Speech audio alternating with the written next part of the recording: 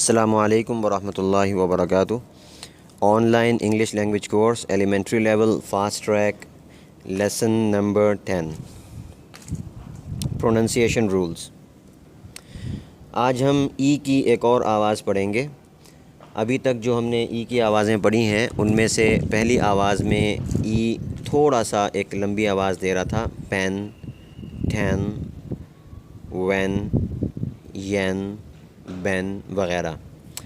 और जो दूसरी हमने आवाज़ पढ़ी वो ई की मुकम्मल कंप्लीट वॉवल वाली आवाज़ थी, जिसमें ई था, फिर उसके बाद एक कॉन्सोनेंट था और फिर दोबारा आखिर में ई आ रहा था। तो वो अपनी मुकम्मल आवाज़ दे रहा था, जैसे कंप्लीट, प्रीसीड, ईव, इवनिंग वग़ैरह। आज हम ई की एक और आवाज़ पढ़ेंगे। इसमें ई जो है वो ज़बर से मिलती जुलती एक आवाज़ देता है, बल्कि यूँ ही समझें कि ज़बर की एक आवाज़ आती है, यानी ई से पहले जो कॉन्सोनेंट होगा उस पर हम वही आवाज़ पढ़ेंगे जैसा कि ज़बर की आवाज़ होती है। इसकी मिसालें आप देख लीजिए, आपके सामने हैं। Water, water, copper, copper, shopper, shopper, sniper, sniper, wiper, wiper, wonder, wonder, sharpen. Sharpen में बिल्कुल पन भी नहीं है और पेन भी नहीं है, शार्पन। सही है, बिल्कुल हल्की सी ई की आवाज़ आएगी, शार्पन। Titan, fasten. फासन में टी आमतौर पे नहीं पढ़ा जाता, बाज़ लोग इसको पढ़ते भी हैं, लेकिन अक्सर जो है वो रूल यही है और जो स्टैंडर्ड इसका प्रोनंसिएशन है वो यही है कि टी नहीं पढ़ा जाएगा। फासन, आमन, ड्रंकन, ओमन, परसेप्शन, परफेक्शन, रेफरेंस। अच्छा, ये जो तीन अल्फाज आए हैं, परसेप्शन, परफेक्शन और रेफरेंस। परसेप्शन और परफेक्शन, इन दो अल्फाज में जो पहला पहला ई है वो आज वाली साउंड है, यानी हल्की सी ज़बर वाली आवाज़ है, फर। और जो दूसरा ई है, ये पहले जो हमने ई की साउंड पढ़ी है सबसे पहले कि ई दो कॉन्सोनेंट्स के दरमियान में आए तो इसकी आवाज़ हैन, बैन, टैन वैसी होती है, तो ये फैक, सेप इस तरह की आवाज़ आएगी। तो इस ये लफ्ज़ की तरफ प्रोनंसिएशन है परसेप्शन, परसेप्शन, परफेक्शन। इसी तरह जो तीसरा लफ्ज़ है रेफरेंस, इसमें 3 मरतबा ई है और तीनों की आवाज़ अलग अलग है। यहाँ पे मज़े की बात यह है, जो पहला ई है वो तो रेफ़, जो हमने पहली आवाज़ पढ़ी है ये वो वाली है, रेफ़। और दूसरे एफ़ के बाद जो ई है, ये ई की एक तीसरी आवाज़ है जिसमें ई बिल्कुल मामूली सी आवाज़ देता है। इसको हम पढ़ते हैं रेफरेंस, रेफरेंस, रेफ, फ हल्का सा फ के एक झटका सा होगा और उसके बाद रंस, रेफरेंस, रेफरेंस। जो तीसरा ई है आर के बाद, उसकी आवाज़ वो आज वाली है, रंस। सही है, इसको रेंस भी नहीं पढ़ना और रंस, रेफरेंस, रेफरेंस। ठीक है जी। आगे देखिए, हंड्रेड, हंड्रेड, हंड्रेड। सही है। आगे जो आखिर में 3 अल्फाज लिखे हैं, इसमें ई की दो आवाज़ें जमा हैं। पहला जो ई है वो थोड़ी सी लंबी आवाज़ है, जो हमने पहली आवाज़ पढ़ी थी ई की वो है, और जो दूसरा ई है उसकी आवाज़ आज जैसी है। Lander, vendor, sender. Daily expressions, phrases for asking for information. कोई मालूमात अगर तलब करनी हो किसी से, तो मालूमात लेने के लिए हम क्या क्या जुमले बोलते हैं। तो यहाँ पे आपके सामने जो है वो 10 जो है वो अंदाज़ हैं किसी से कोई बात पूछने के। देखें, मसलन पहला जुमला है कैन यू टेल मी। आगे जो बात पूछनी है वो where the shop is. Can you tell me where the shop is, क्या आप मुझे बता सकते हैं कि दुकान कहाँ पर है। Can you tell me where Ali is, क्या आप बता सकते हैं कि अली कहाँ है। Can you tell me where he lives, क्या आप मुझे बता सकते हैं वो कहाँ रहता है। तो जो भी आपने बाकी बात पूछनी हो वो आगे यहाँ पर वेयर या हाउ या व्हेन जो भी हो वो आप यहाँ पे लगा देंगे। तो शुरू में कैन यू टेल मी, ये एक अंदाज़ है पूछने का। आगे number 2, could you tell me when he comes. Could you tell me when he comes? क्या आप मुझे बता सकते हैं कि वो कब आता है? सही है. Could you tell me, अब ये भी can you tell me की तरह है, बस ये फ़र्क होता है कि can की जगह अगर आप could लगाते हैं तो उस सूरत में मज़ीद गुफ्तगू में एक नरमी, एक पोलाइटनेस पैदा हो जाती है. ठीक है. Number 3, I'd like to know about your company. I would like to know about your company. I'd like to know about your company. ये I'd जो है असल में I would है. सही है. I would है, उसको मुख्तसर करके I'd बोलते हैं. I'd like to know about your company. मैं आपकी कंपनी के बारे में कुछ जानना चाहूँगा.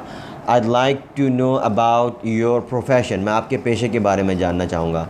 I'd like to know about your timetable. मैं आपके टाइम टेबल के बारे में जानना चाहता हूँ. ठीक है जी. Number 4, Do you know how it works? Do you know how it works? Do you know how it works? क्या आप बता सकते हैं कि ये कैसे काम करती है? मसलन कोई आपने चीज़ ली, आपको उसको चलाना नहीं आ रहा, आप उससे पूछते हैं कि भाई आप बता सकते हैं कि ये कैसे चलेगी, कैसे काम करेगी. यहाँ पे इसी तरह do you know when he comes? क्या आप बता सकते हैं वो कब आते हैं? Do you know where he lives? क्या आप बता सकते हैं वो कहाँ रहते हैं?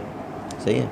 इस तरह से कोई भी जुमला. Number 5, Do you have any idea what time it is? Do you have any idea what time it is? भाई आपको कुछ अंदाज़ा है कि अभी क्या वक्त हो रहा है? मसलन आपको पता है कि उसके पास भी घड़ी नहीं है, आपके पास भी घड़ी नहीं है, आप उससे पूछ रहे हैं do you have any idea what time it is. या मसलन do you have any idea who will win the elections? क्या आपका कोई अंदाज़ा है कि ये इलेक्शन कौन जीतेगा? Who will win the elections. आप कोई भी यहाँ पे जुमला लगा सकते हैं. Number 6, Could anyone tell me who drives this bus? Could anyone tell me who drives this bus? क्या कोई बताएगा कि ये बस कौन चलाता है? सही है. अब यहाँ पे देखें, ऊपर था कैन यू टेल मी पहले जुमले में, दूसरे जुमले में था कुड यू टेल मी. अब यहाँ पे है कुड एनीवन टेल मी. इस तरह यहाँ पे कैन भी लगा सकते हैं, कैन एनीवन टेल मी. ये कैन एनीवन टेल मी ये उस वक्त होगा जब बहुत सारे लोग हैं और उनमें से किसी को मुतय्यन किए बग़ैर, ख़ास आप किसी शख्स से नहीं पूछ रहे, बस आप मतलब को पूछ रहे कि भाई कोई बताएगा कि ये बस कौन चलाता है. Can anyone tell me when he comes? क्या कोई बताएगा कि वो कब आता है? सही है. Can anyone tell me who is the officer here? कोई बता सकता है कि यहाँ पर ऑफिसर कौन है? सही है. इस तरह से कुछ भी आप जुमला बोल सकते हैं, कैन, कुड, जो भी बोलें. और एनीवन उस वक्त बोलेंगे जब काफ़ी सारे लोग हों और उनसे आप पूछ रहे हैं. Number 7, Would you happen to know who the captain is? Would you happen to know who the captain is? भाई साहब आपको पता है कैप्टन कौन है? Would you happen to know who the driver is? क्या आपको पता है कि ड्राइवर कौन है?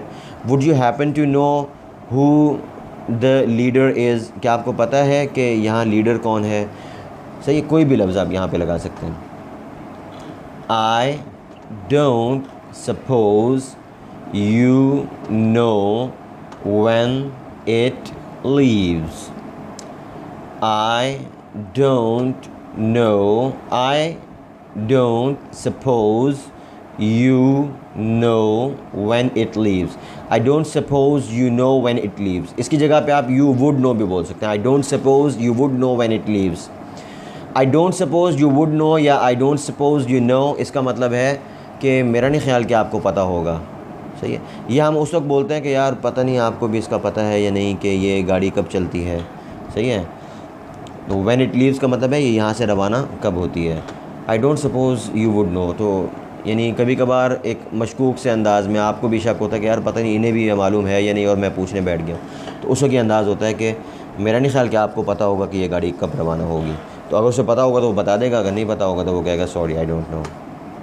Number 9, I was wondering how to get to railway station. I was wondering how to get to railway station. मैं सोच रहा था कि रेलवे स्टेशन कैसे जाते हैं. मैं इस बारे में सरगर्दा था, सोच रहा था। I was wondering how to meet him, मैं सोच रहा था कि यार उससे मुलाकात कैसे करें। सही। I was wondering who to talk to, सही है, कि मैं सोच रहा था कि किससे बात करूं। सही है, तो इस तरीके से आप कुछ भी जुमला बना सकते हैं। Number 10, I am calling to find out the new offers.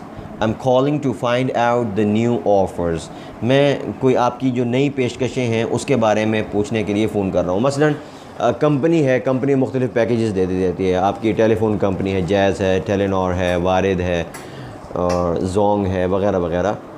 तो आप उनको फ़ोन करते हैं और उनको पूछ रहे हैं कि भाई आज मैंने कॉल कर रहा हूँ, भाई कोई नए पैकेज आए हैं आप लोगों के। I am calling to find out the new packages, I am calling to find out new offers वगैरह।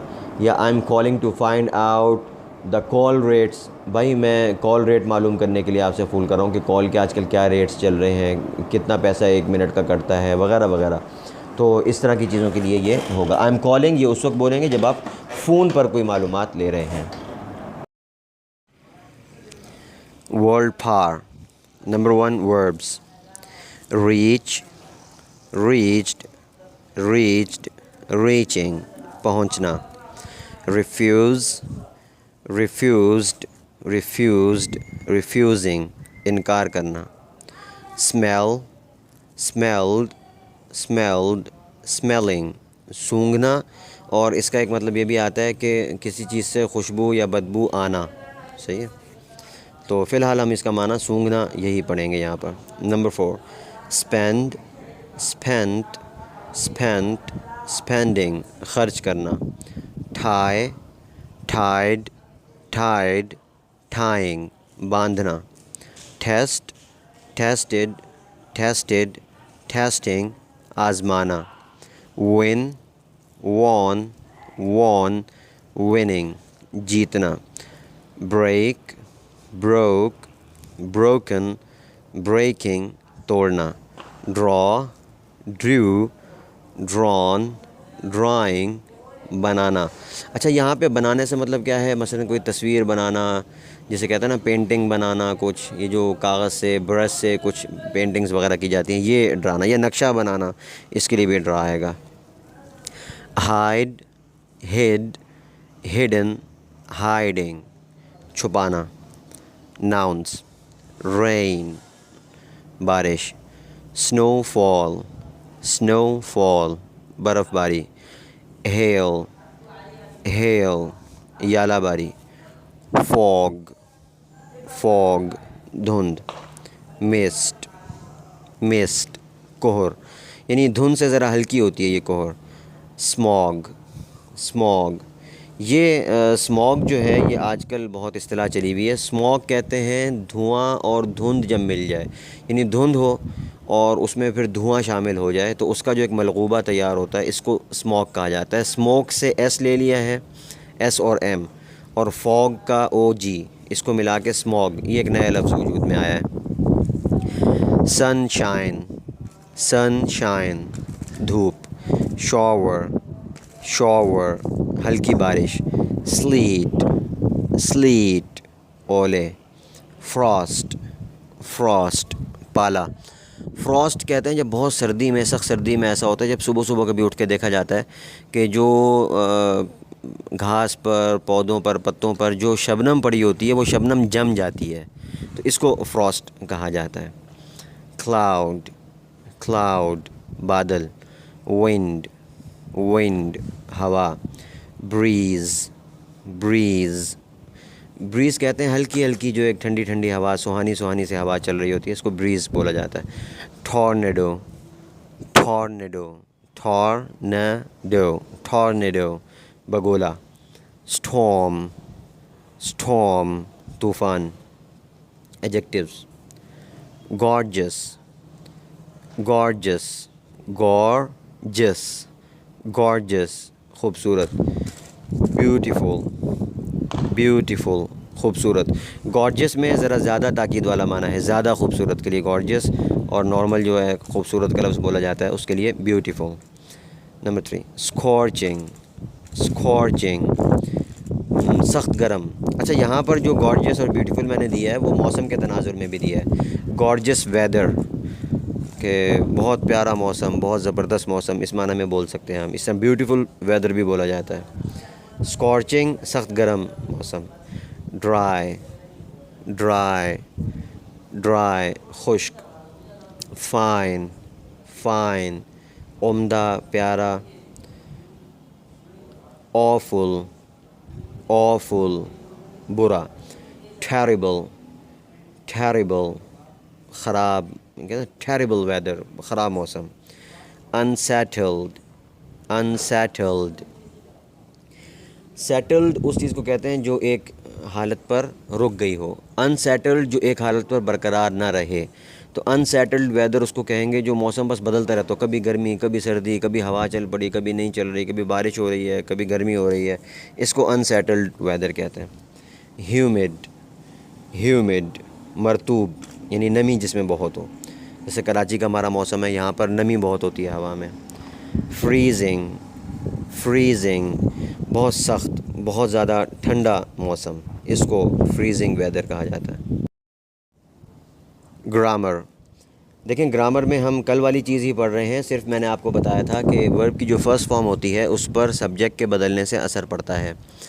कल मैंने आपको कहा था कि हम सब्जेक्ट की जगह पर लगाएंगे I, we, you, they, these, those, people, Khalid and Umar, या इस तरह की जो जमा पर दलालत करते हो जो अल्फाज, जिनसे ये पता लगता हो कि ये एक से ज़्यादा लोगों के लिए बात हो रही है, तो वहाँ पर हम वर्ब की फ़र्स्ट फॉर्म लगाते हैं और उसके साथ कोई इजाफ़ा नहीं करते। लेकिन अगर सब्जेक्ट की जगह पर he, she, it, Khalid, Fatima, cat. Khalid Fatima cat का मतलब है खालिद यानी मुज़क्कर किसी का नाम हो, किसी मुअन्नस का नाम हो यानी फ़ातिमा, या इंसानों के अलावा किसी भी चीज़ का नाम हो कैट, तो उस सूरत में भी। और इसी तरह दिस, दैट, और जो है कोई भी मुफरद नाम हो किसी चीज़ का, तो उसके साथ जो है वर्ब की फ़र्स्ट फॉर्म लगेगी, लेकिन फ़र्स्ट फॉर्म के साथ एस या ई एस का इजाफ़ा होगा। एस का इजाफ़ा कहाँ होगा, ई एस का कहाँ होगा, ये हम पढ़ लेंगे इंशाल्लाह। तो उसके साथ एस या ई एस का इजाफ़ा होगा। मिसालें आप देखें। पहली मिसाल लिखी है, ही रीचेज़ एट 9 o'clock, वो 9 बजे पहुँचता है। ठीक है, अब यहाँ पे ही है तो इसलिए हमने रीच नहीं कहा बल्कि रीचेज़। ठीक है, यहाँ पे ई एस का इजाफ़ा हो गया। शी रिफ्यूज़ फ्राम कमिंग, उसने आने से वो आने से इनकार करती है। इट स्मेल्स द फूड, ये मसलन इट से मुराद बिल्ली हो कि ये खुराक को सूंघती है। दिस मैन स्पेंड्स मनी, ये आदमी पैसे खर्च करता है। That boy ties the rope, वो आदमी रस्सी बांधता है। Khalid tests the car, Khalid car को आज़माता है यानी चेक करता है। कहते हैं ना टेस्ट ड्राइव, तो चला कर देखना, चेक करना, उसके लिए टेस्ट आता है। Fatima wins the competition, Fatima मुकाबला जीतती है। कैट ब्रेक्स द विंडो, बिल्ली खिड़की तोड़ती है। ही हाइड्स माई बैग, वो मेरा बैग छुपाता है। शी ड्रॉज ब्यूटीफुल लैंडस्केप्स, वो खूबसूरत मंज़र बनाती है। बनाने का मुराद ये है कि वो मसलन पेंसिल से या पेंटिंग्स की शक्ल में बनाती है। और लैंडस्केप्स कहते हैं कुदरती मनाजिर को, तो वो खूबसूरत कुदरती मनाजिर को जो है वो पेंटिंग्स की शक्ल में या अपने ड्राइंग की शक्ल में, ख़ाकों की शक्ल में बनाती है। ठीक है जी, आगे एक्सरसाइज़ है, या आप एक्सरसाइज़ हल करके भेजेंगे। एक्सरसाइज़ में कुछ अल्फाज नए हैं, तो यानी जो ऊपर हमारी वोकेबलरी में नहीं आए तो वो मैंने नीचे लिख दिए हैं। नीचे लिखा हुआ है वुड, वुड का मतलब लकड़ी, रोप मतलब रस्सी, ऑलवेज़ मतलब हमेशा, एट 8 o'clock जब कोई टाइम फ़िक्स करके आप बताएंगे 8 बजे, 9 बजे, 10:15 पर, 7:30 बजे, तो उसके साथ एट लगाएंगे। गोट मतलब बकरी, स्केच खाका। तो ये अल्फाज हैं जो इसमें आपकी एक्सरसाइज में नए हैं, जो ऊपर वोकेबलरी में नहीं थे तो वो मैंने नीचे लिख दिए हैं। ये वोकेबलरी आप हल करके भेजेंगे।